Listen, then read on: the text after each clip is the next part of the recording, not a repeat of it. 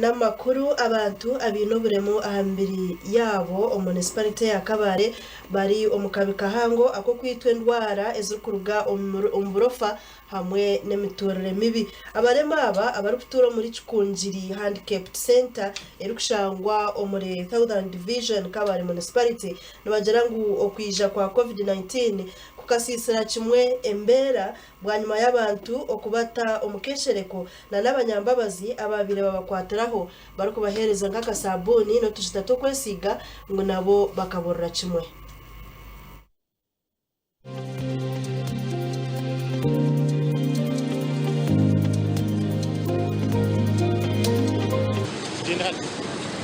Kikunjiri Handicapped Center ekombekwa omyaka ya 1989 kandi gukaba guri omwanya gwo gukoreramo ebintu eby'emikono eby'abakazi n'abantu abinoburema aha mubiri gwabo na munonga eminyito konka gukija gwahindurwa gwo kurundandwamo abantu abinoburema aha mubiri yabo nabo ababire nibagwensimbu ababire nibatura aha mwaro gwabo amuguru kushangwa aha nyanja yabo nyonyi bija baretwa aha rukumo rwenda 94 mazima abaragireba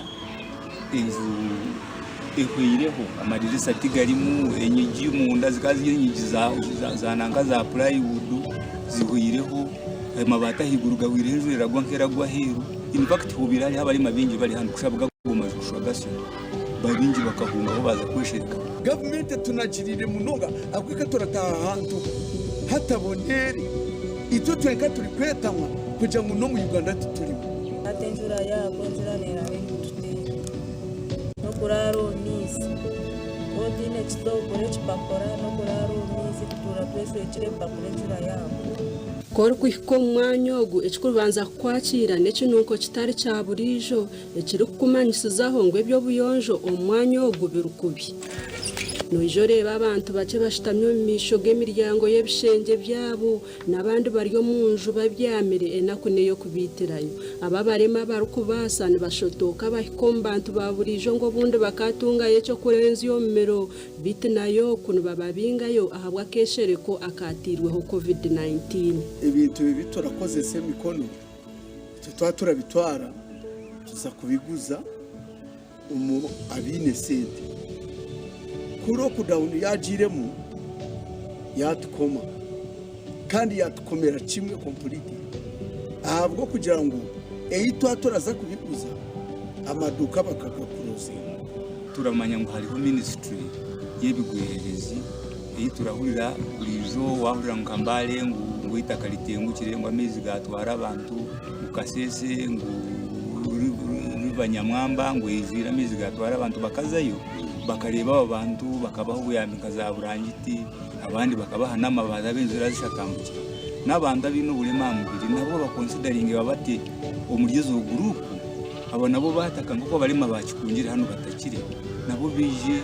bagira ikibabahereza abantu bakora ibintu by'emikono ebirumu okuruke bibo okushona emiceka no kuruke bitambara kandi abakubagoraho babashango umwanya ogu na munonga barambuze bitabwa keshereko ka COVID-19 abanabo kakabashereka ikintu cyabasigere batakubasa kwegurira katore ka sabuni nangu na kaparafini ko kuhemba abo kuba ninye mukazi ninye mushija ndandi kwereberera buri kimwe kandi emigendere yanje ni mugirebe ngeno obuyambe ndantabwine bwo kugira ngo namboni yo muntu wo kubasa kunyamba ninkora hebinda abasi kubone chombe kechi tikine ntanu sonoro kurara heru bwanyuma yo kushangangwa amadirisa n'enyigi bikacuye ko bwa rubanda na rujegere rere njura kweru kugwa umunda hatura nkaheru ekintu cyukusiga bishenge byona byijuri na mizi abantu abandi bagera ngo endwara nko mushwija neza zikurukomboro fati bosereho turi kutinda ngo abana bitwinemu abana bato turi kutekateka ngo ejimbeho eratahirira nesire ziri kutahamo turaza kushanga abana bari kurwara umushijo gukabita ebi nabiro murabikoze samurya abantu bingi ebitari mu guteka n'amezi no kumanga baza kugarunduza twine abahona nibetombitirwa bebembezi abakubarondo mbwire bw'akaruru rero ubucwa bakabahubira engaro umuryaba harimo n'abarema bagenzi babo abo bakutorana kubebembera bitu bakitandika kurya n'abami iby'abarema babirugaho tukahurira ngunga chairman RC5 ngo amazire yija bamaze kudiscussing ibyo mu kanso ngo ajari bikiriho ngo bigire feedback yiwafu barahuna mabira wero batwombekera amaju agabonere natwe tubenka abantu kandi tutayetamwa kugira ngo nibwe tujyabaremwa ngo government ekatunaganaga umwanya wo guhona tugwine mizi n'amashanyarazi kandi aho tugerire ku rugerayo mbwire bwo mu mwazi owabo mwirmagubire guri ndindindi tagezaho kwishikirira bebembezi mu district ya Kabare na Mnonga RC5 bituti yatkundira konka wo owe byamagara bwa Kabare na Gerangu inshonga z'abaremana bazitwaza nke bandi bantu bitungwe byo buyonjo naza kusindika yabe byo buyonjo barebo kubabasa kubahwera twamanya ngo katunga ishumushano yo kugira ngo barwe mu jezo ngeno bashoboye kuba batacizeyo konka turaza gucikora nk'abashaho kugira ngo tworeze abashaho bitu babegese barebe ko babasha kutungura umutindo ubwo buyonjo bwabo baba baretekatekera ubundi kuvuga mu myanya mu district ya Bundu bujo emiturire y'abantu abino burema aha mubiri yabo nayo teyine ntanuso nejo y'abakabari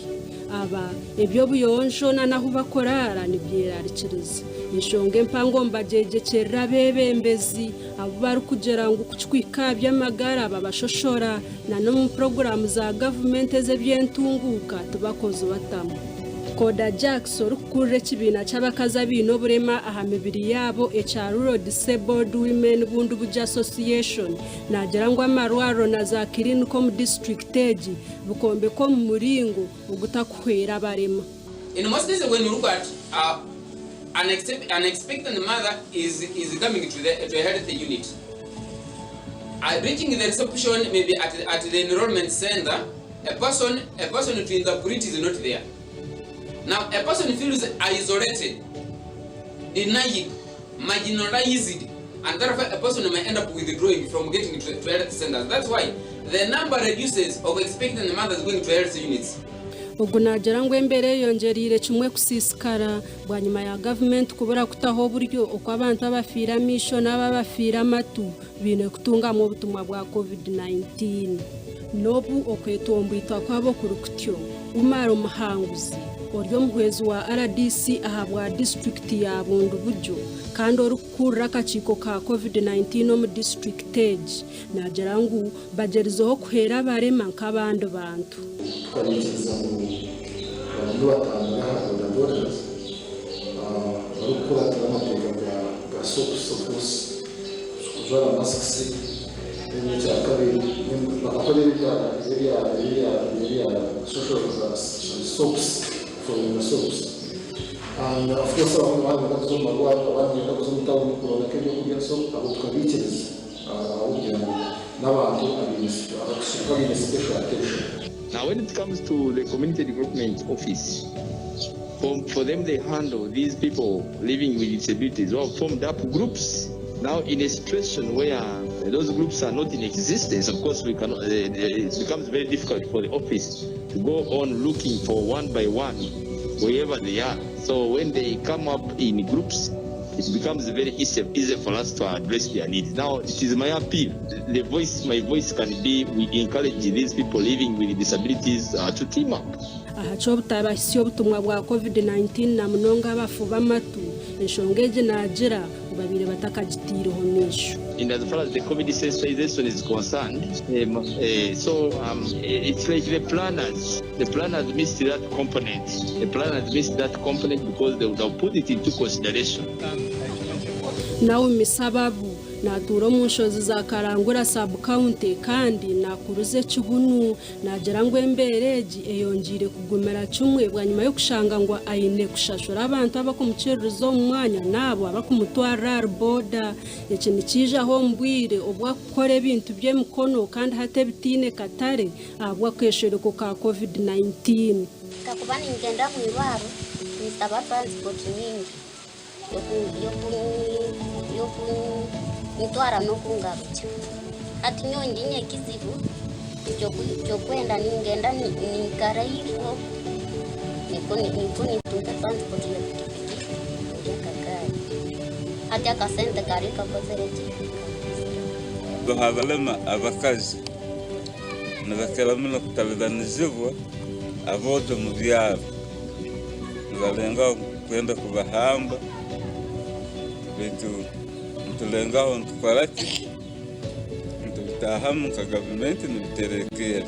ekirikugarizamo amaani nabwo kugira ngo abarema babiine amasiko abantu bahangara kukora ebintu n'emikono yaabo okwihamu entaasi bitu gavumenti kwiha kubonjera omukono ikabahereza ebikozesa n'ebindi ebibagura bakabigurira sente ziringanirire eki kikayongiira aha ntaasya yaabo okucondoza okwakozirwe Uganda Bureau of Statistics UBOS